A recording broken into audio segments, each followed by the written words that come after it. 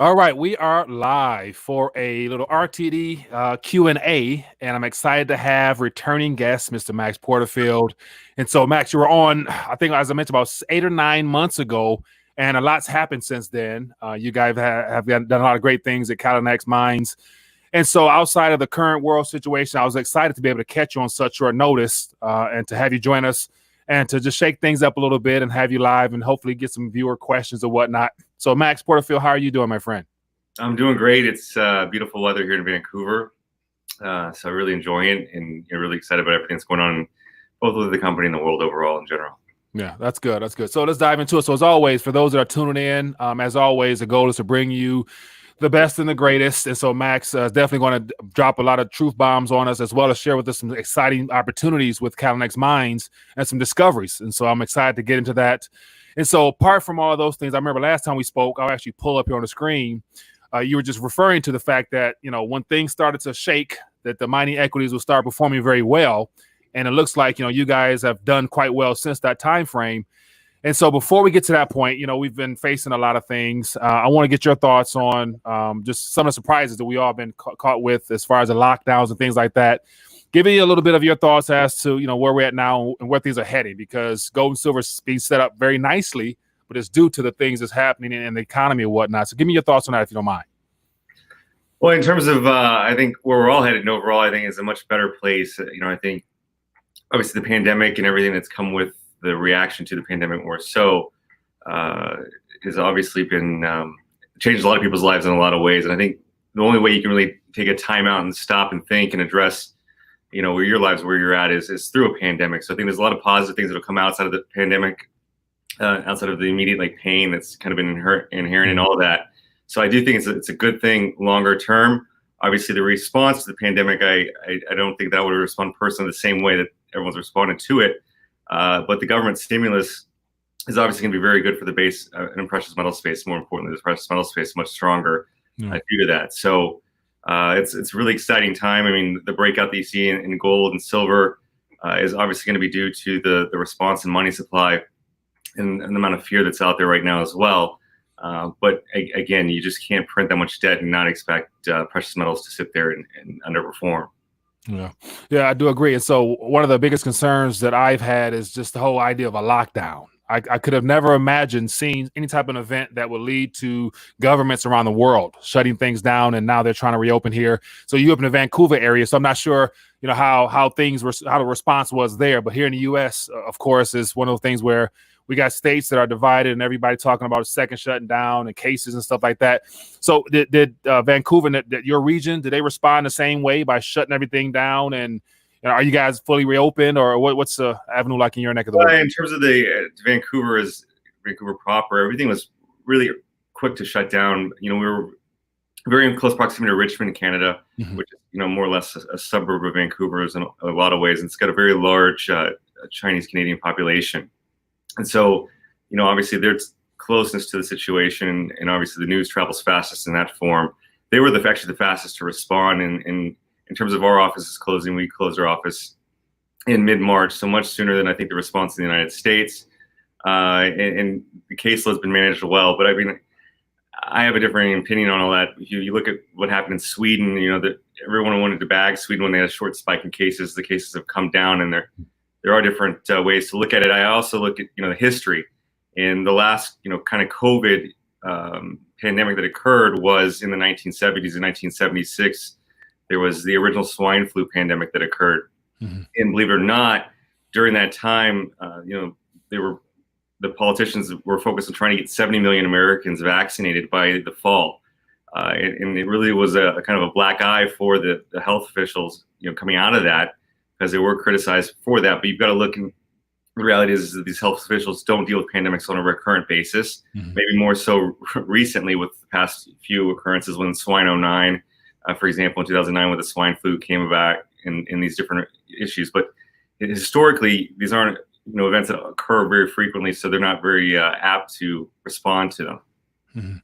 Interesting. So I'm curious to get your thoughts. And so as a result of that, the response. And so here, just in the United States of America alone, we have a lot of things been put forth as far as the stimulus, the quantitative easing, the relief bills. And of course, it's all going to reflect very positively in the metals price.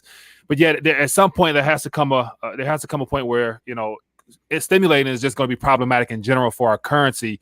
And so we're witnessing, on the international stage, the Dixie, the dollar's down a little bit. And so what are your thoughts on that from and I guess an investment standpoint? Like, how is that going to really change how people have to reassess where, investing in general? Well, again, I think the pandemic also has been really great for investing in the community overall in general, because you had a lot of sports shutting down. You had all the gamblers, they couldn't bet on sports anymore, where they turned to the markets. And I think that's what had been really lost in the markets is people taking their own portfolios and investing for themselves. Yeah. And so in a lot of ways, I see that as very positive. I also see the positivity coming out of the Robin Hood. In terms of the moves of the metal prices, if you look at March, everything correlates in a peak fear. And that's really when you can time bottoms of markets, is when you look at in terms of absolute peak fear or peak euphoria on the upside. And you had that peak fear in mid-March, and all assets correlated. You saw silver prices go down to $12. Gold prices got hit momentarily, but just like they did in the 2008 financial crisis. But then you had, more rational minds come in, and then you always have the huge dramatic move that you've seen in precious metals to this day. And, in terms of my view, I don't see silver ever going back below $20 an ounce, in my opinion. I think you're going to have a nice run in silver. I do think that gold prices are going to go over $2,000 an ounce sooner rather than later. And I don't see it in a world where you ever see below $2,000 an ounce either. And that's just the real reality of the situation. Yeah. And in the silver space in particular, this all comes at a time when you've had 4 years of continuous supply constraints in the silver supply, of declining supply. So that's 4 consecutive years of declining supply. You're working on the 5th year. And what a lot of people don't understand is that, in terms of silver supply, 70% of silver supply comes from a byproduct to either a zinc lead mine or a copper mine. So your responses are really dominated on the dominant metal prices. So, in the peak of the pandemic, not many people may be aware or not that, 17% of zinc supply at one point came offline, and 10% of copper supply have come offline, and there's been a lot of supply disruptions. In the meantime, you've got a big dramatic boost to the investment allure for silver, for example. So you've got a declining supply and a dramatic increase in demand, and then that's when you have higher prices rather dramatically. And then if you look at the ratio between the gold and silver, at one point I think you were close to about 140 ounces of silver to 1 ounce gold, which is very, very exasperated, and that was a huge buy signal. And for me, I mean, I went long silver myself, aside from obviously what Calinex is doing, and it's obviously worked out really, really well. And that gap is still, just now is below 100 ounces of silver to 1 ounce gold. But historically, going back, I think, to the 80s, it's, somewhere around 50 to 60 ounces silver to 1 ounce gold. And as gold continues to perform and shine, which I believe it will do, silver is going to perform as well. And it also does have that big industrial demand that's going to be kind of critical for that metal. Right. I'm curious to get your thoughts on, because you said you don't see silver going below 20, as well as once gold get above 2,000, never going below that. Now, do you factor in, the futures market, all the paper contracts, all that stuff that's happening behind the scenes? And so, of course, we heard a lot about, I guess, the COMEX and not being able to deliver certain things and all that stuff there. So will that play into it ever again, or is that stuff going to pretty much fade away, and people, because of the scarcity of getting your hands on actual metal itself, will the papers market still be able to control the price the way it has in the past, in your opinion? Well, I think that when you have a dramatic shifts in demand, people don't realize it's not like it's a faucet where you just turn on the faucet and more silver comes out of the faucet like water. And even water is going to become scarce, in terms of clean water at some point in the future, population growth. Yeah. So with that being said, there's a huge lag in terms of trying to meet supply with new demand. Only so much can be made up in like the recycling business per se, bringing in and recycling those goods, whether it be coming out of electronics or, old jewelry being turned in. And, we haven't had those peak ads on television yet either, where come buy our gold, we'll buy your gold. Those advertisements were pretty prevalent in the last peak of the gold cycle there. So while you have a big dramatic boost in demand, whether it be coming from the paper markets or physical demand or anything like that, it's going to take longer for supply to catch up. I think that's when you have a big move inherently in the metal price. Any metal price, you saw the same thing in zinc in 2014 when you had declining supply, stronger demand, and then zinc just took off.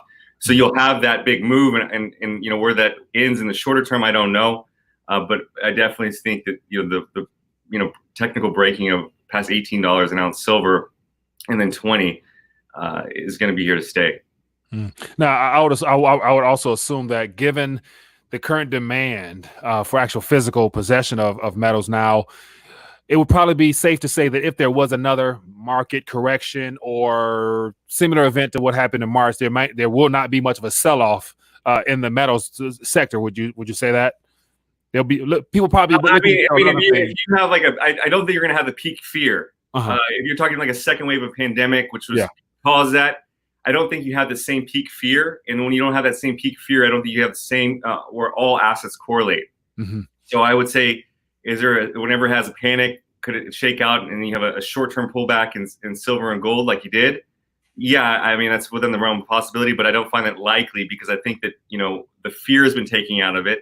I think everyone realizes that the world isn't going to end and that we're all going to move on. And when we come out of this, we're going to be in a better place, just like mankind has done through the different pandemics, the different wars and things that have occurred in the past that haven't been so bright. Across the globe, we've always kind of rebounded, and I'm a big proponent of taking a positive outlook, and I think positive things are going to come out of all this.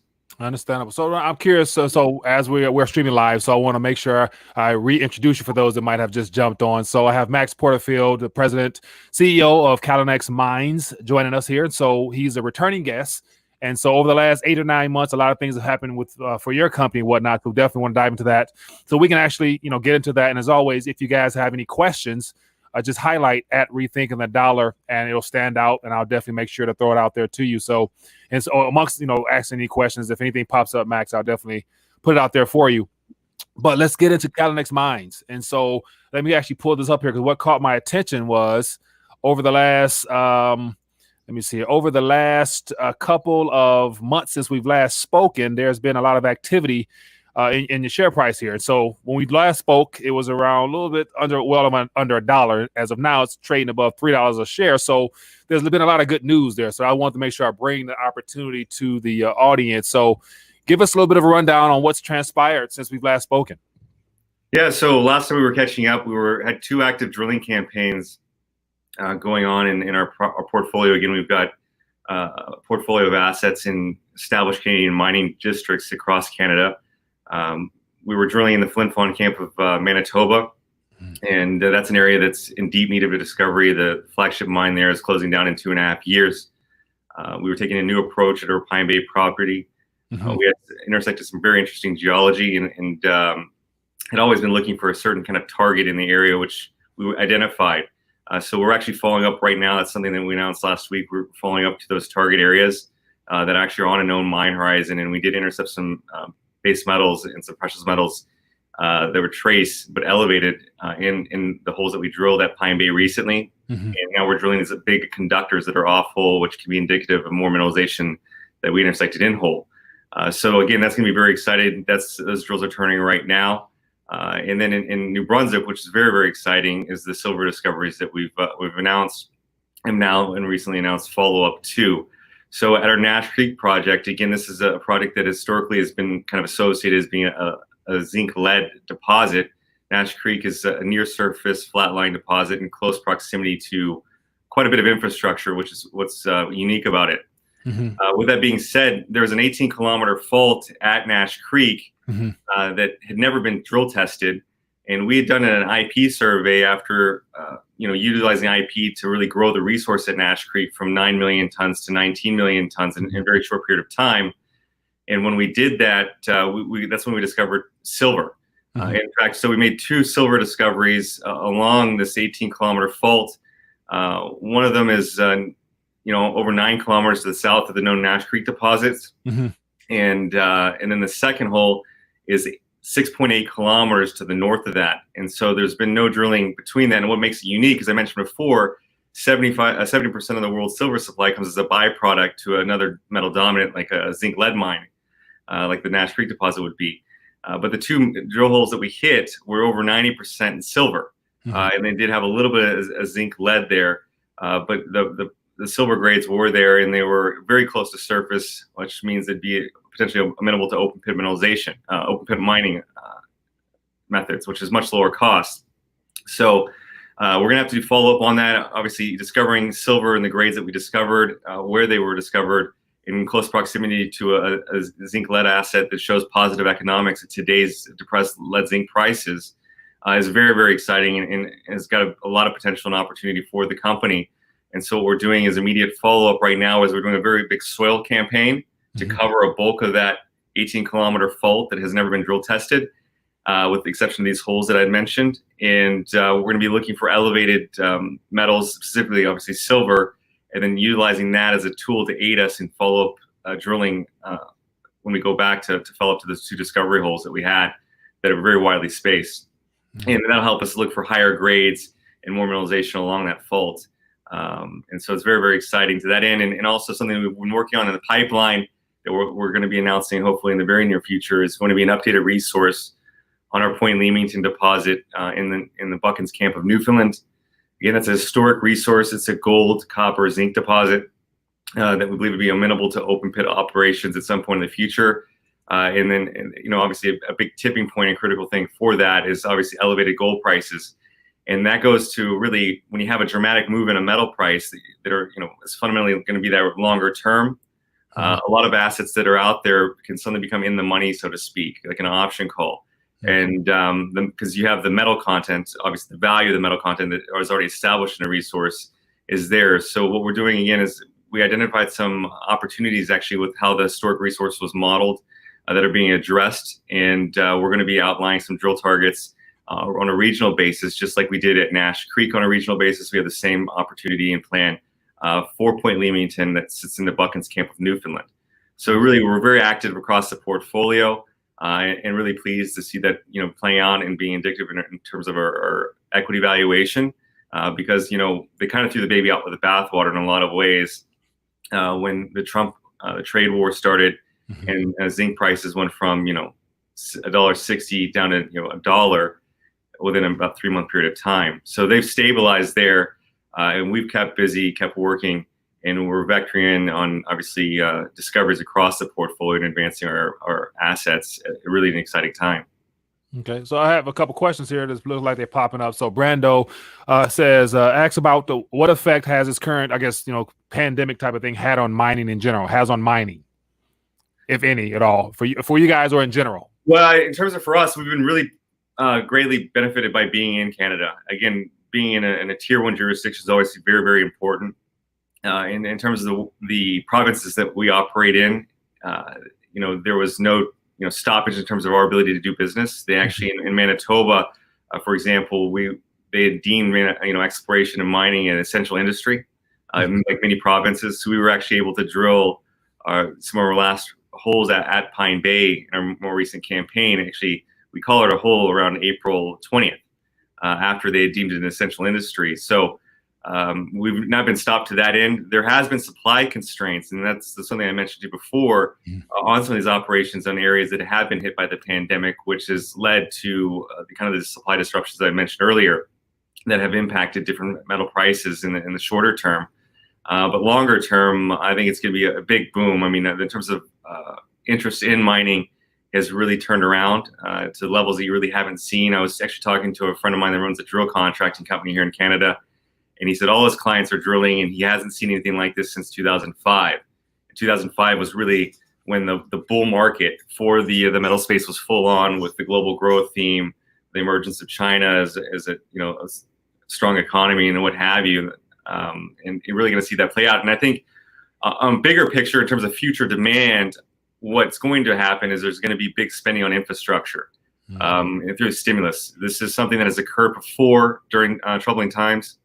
This is a topic that has been either Democrat, Republican, has been an issue that's always been talked about, is that the decline in the infrastructure of the United States. But you have to look that most of the infrastructure in the United States was built out during the 1950s. the interstate build out in the 1950s, those type of things. The bridges, all these type of things are obviously you need zinc to galvanize, but when you galvanize steel, it only has a certain longevity, and these things weren't made to last forever. And you're going to need an updated infrastructure, and I think that's one thing that everyone will agree on in terms of stimulus spending is infrastructure, and that's something you saw FDR do during coming out of the Great Depression, was a lot of the parks and putting people to work and spending things on things that all citizens can really utilize every day and go out and enjoy on their free time. And they actually see that money being spent and seeing how that money being spent is impacting them, as opposed to the other ways they do a lot of this government policy. Right. And when you do that, it creates job creation for 20 years. Yeah. And so I think that we're re-entering, I'm sorry to interject you, I think we're re-entering again a golden era in the United States and in Canada. And that's going to be really exciting to watch when everything kind of comes back. Everyone's fears of lack of global trade. I don't think global trade is going to end, but I think people are going to really appreciate their things that come from their local community much more coming out of this type of ordeal. All right. And speaking of which, the whole presidential situation we have coming up pretty soon, it looks like President Trump will be focused on infrastructure, and it looks like Biden will be focused on the new Green Deal, which I'm assuming will also be a major catalyst for renewable energies, and I'm assuming silver would also be playing a big role in that when it comes to solar and things like that. So anyway, that material would definitely be needed. And so we have another question here. It says, with more silver being mined, will the price of silver drop? Well, like I said, you take 7 years typically from when you make a discovery to try to get into even production, and that's like in a really fast-paced environment, and again, a very remote area. So you can't just turn on supply. I mean, there's a big lag in terms of supply response to demand shifts.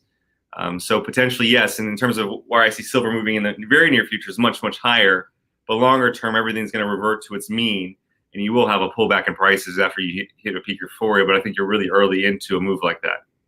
Yeah.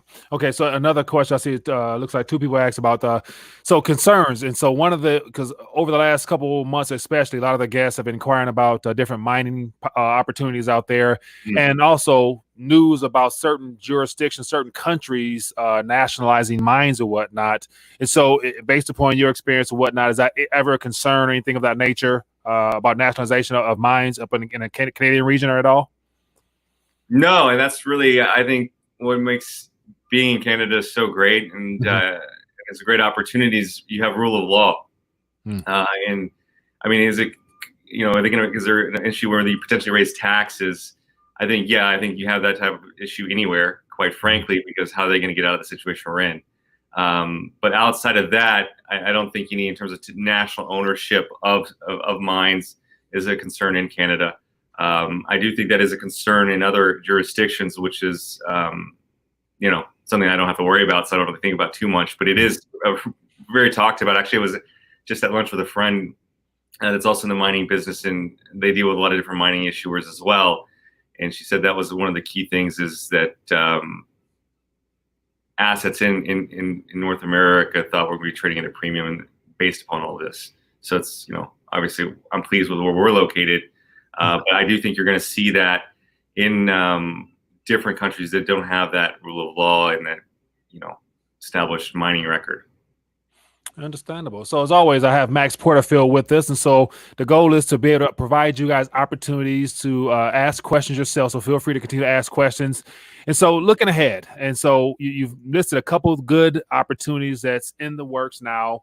And so give me your projection of what you're working towards for the remainder of this year of 2020, and then also heading into 2021, give or take. What do you guys plan on really putting your foot to the ground on and marching forward towards, and give us an idea for the viewers of what they can expect? Yeah, so we were drilling a very important target in Flin Flon that we're very excited about drilling, and these targets that we've now identified have taken a lot of time to develop. Quite honestly, I mean, we've been at it there for a number of years. So the outcome of these holes will help us in vectoring towards the discovery there. And that's an area, again, that you've had over 96, 97 years of continuous production in the Flin Flon district. This is a district that's produced over 32 mines and counting. That community there is built on mining, and that's something I've taken very seriously, and our team has a long history in that community to make a discovery there. Again, the mine's shutting down in 2.5 years. Where we're drilling right now, it's got power obviously runs over the property, road access. There's actually a historic shaft about 200 to 300 meters away from the targets that we're drilling right now. And it sits within a mineral lease. So there's advanced permitting that we can fast track discovery into production very quickly to feed that immediate need those facilities have and really save the town, so to speak. So that's going to be coming out in the next month or two. The results from that, we're drilling those holes right now, and they are deeper holes, so they take some time. In the Bathurst camp from New Brunswick, again, we're going to be doing that soil sampling program, which will help us cover a gap that we have missing in the IP data set that we got, which was a key tool to make the discoveries, was using newly acquired IP data in conjunction with historic anomalous soil samplings, rock chip samples and soil samples that were elevated to make those discoveries. So covering that big trend to identify the anomalous areas will help us vector to higher grade mineralization and or mineralization that's closer to surface when we go back to go step out from the 2 discovery holes. And then at Point Leamington, again, we're going to be having that updated resource that we're going to be announcing, which I think will really highlight the value of that deposit and the opportunity there. And then we'll be outlining the drill targets there. We've got a number of drill targets that we've identified and done staking on a regional basis by looking at historic data. And I think I can't reiterate enough how important it is to continuously look at the data, look at the data over and over again. And then when you get any incremental data in, you go through the same process over again. And I can drive people nuts when I do that because I get a little incessant. Like, we've looked at it 20 times, so well, let's look at it 21 times now. But when you do that, you see things in different ways, and you see different opportunities, and we're a lot of ways like an R&D, research and development, and a biotech stock. And when you do your research, you go out and you put it through your trials. And what your trials for us is drilling. The results of the drilling obviously will increase the valuation or decrease the valuation in the investor's eyes, just like a biotech stock. So again, following out as we drill discoveries in the discovery in New Brunswick and show the extent of the mineralization there after we've done with the soil campaign is going to be very exciting. Those are everything that we're looking to plan on doing before the end of this year. And then, of course, based upon results, we'll keep going at it. All right, so sounds good. So I'll actually put this information on the screen here. So as you guys can see, this is some of the maps that you were speaking about, so some of the projects and whatnot. So I'll definitely share that with the audience there. And so as we get ready to wind down, any last thing you want to leave us with that will be relevant for the viewers to know about current operations or anything of that nature outside of what you just highlighted or whatnot, and also where you're trading at? I know you guys are on TSX and over the counter here in the U.S. Can you share with us information as well? Yeah, I know. I mean, it's, again, a very exciting time. I'm really happy to see the mining sector come back in vogue. After a really long time, a downturn there overall in terms of investor interest and sentiment. I think we're very early into that shift. You can see the money flows coming into the sector, and I'm very excited about that again. And then to find out more about the company, as you noted on our website, Calinex.ca, our contact information is there. I regularly talk to as many investors as possible that are interested in what we're doing and what our objectives are. We trade in the U.S. under the ticker CLLXF on the OTC. And then in Canada, we trade on the Toronto Venture Exchange on the ticker CNX. And more importantly, with everything aside, I think it pays to really take an optimistic look on the future. Things might not be so bright in anybody's given life in any moment, but once you move and take a broader perspective, things will improve. And I do think we have a very bright future ahead of us. All right, sounds good. Well, definitely from what I've gathered over the last couple of months, keep an eye on you guys. Your dad done a great job, so you're doing something good over there. So definitely look forward to catching up with you again. Yeah, thanks. Unfold. So, Max, once again, it's great having you connect with us again here on RTD. And for all those that have viewed and watched us, definitely I'll put more information down below for you guys to go check it out yourself, and definitely reach out to Max and connect with them, and further understand what's going on up there. So, Max Porterfield, it's been great having you on RTD again. Looking forward to doing it again. Yeah, I look forward to it. Thanks so much. All right, everybody, enjoy the rest of your day. Definitely check out more information down below, and I will see you guys later. Peace.